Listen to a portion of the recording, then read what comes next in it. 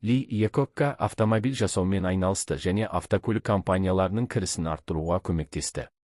Лидо Энтони Иакокка американдық менеджер, бірнеше бестселлерлердің авторы, Фордтың бұрынғы президенті, Chrysler басқарма төрағасы. Ли Иакокка автомобиль өнеркәсібімен айналысатындардың барлығына жақсы таныс. Ол Ford және Chrysler сияқты әйгілі компаниялармен байланыста болды. Бұл кісі жаңа көліктерді жасауға атсалысып, жоғарыда аталған компаниялардың табысының артуына үлес қосқан. Сонда да Ли оны ең қызықтыратын іспен айналысты. Бәлкім оның жетістігінің сыры осында шығар. Бала кезінен Ли Ford корпорациясында жұмыс істейтін болды. Бірте-бірте оның бойында бұл тілек күшейе түсті, әсіресе ол осы өндірушінің кейбір үлгілеріне тап болған кезде. Иакокка олар міндетті түрде жақсы инженердің көмегін пайдалана алады деп сенді. Оның үстіне мұндай компанияда жұмыс істеу беделді ғана емес, сонымен қатар қаржылық жағынан да өте тиімді. Бұл сұрақ Лиді қатты қызықтырды және алаңдатты. Бұған елеулі себеп болды. Ли Иакокканың балалық шағы жайлы және тыныш деп атауға болмайды. Ол 1924 жылы Пенсильванияда, Аллентаун, итальяндық иммигранттар отбасында дүниеге келген. Айтпақшы, Иакокканың толық аты жөні Пидо дегенмен ол американдық стильдегі аббревиатурамен аталғанды жөн көрді. Бала болса да көп нәрсені істеуге тура келді. Қосымша ақша табу, Ли негізінен тұтынушыларға ауыр сөмкелерді көліктеріне апаруға көмектесті. Жас өспірім кезінде Лиге сол кезде емделмейтін деп саналатын ауыр ауру диагнозы қойылды. Бірақ бақытымызға орай, жас дене ауруды жеңді. Рас, Иакокка әскерге алынбады, бұл оның жоспарларының тез орындалуына ықпал етті. Ұлы депрессия кезінде оның отбасы көрген қиындықтардан кейін жас жігітті тек ақша қызықтырды. Ал оларды табу үшін тұрақты дамып, өсіп келе жатқан компания қажет болды. Мысалы, Ford Motor Company. Мектептен кейін Ли Лихай университетіне түсті, бірақ көп ұзамай академиялық табысының арқасында ол беделді Принстон университетіне шақырылды. Өнеркәсіптік инженерия мамандығы бойынша бакалавр дәрежесін алғаннан кейін, Иакокка Фордқа жұмысқа тұру арқылы арманын жүзеге асырды. Әзірге ол инженер-стажер болып жұмыс істеді.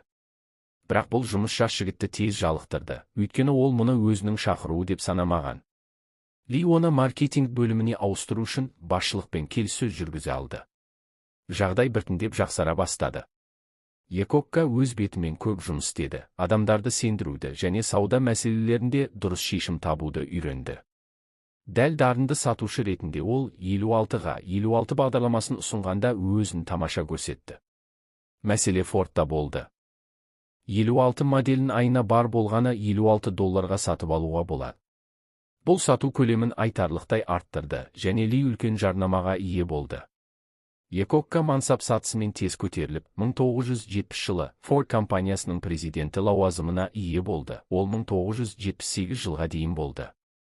Корпорацияда жұмыс істеген уақытында Ли айтарлықтай табысқа жетті. Оның белсенді қатысуымен Ford Fiesta және Ford Mustang сияқты әйгілі модельдер жасалды. Соңғысы Лидің басты жетістіктерінің біріне айналды. Олар тұтынушылардың қажеттіліктерін түсіну үшін ауқымды зерттеулер жүргізді. Нәтижесінде, Иакокка қымбат емес, жарқын және әсерлі автокөлік қажет деген қорытындыға келді. Бұл жақын арада Ford Mustang болды. Эраның идеясы жақсы жұмыс істеп, айтарлықтай пайда келді. Fordтан кеткеннен кейін Иакокка бірнеше айдан кейін Chrysler автомобиль компаниясының президенті болды. Компанияның банкроттықтың алдында тұрғанын ескерсек, бұл аса тиімді шешім емес еді. Дегенмен Иакокка компанияны дағдарыстан шығарудың жолын тапты.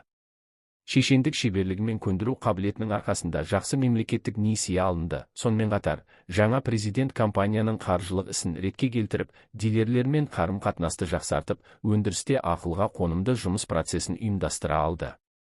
Ақырында тұтынушылардың талғамына сай және компанияны табысты ететін жаңа үлгілерді шығару басталды. Иакокка әлі күнге дейін күш пен қуатқа толы.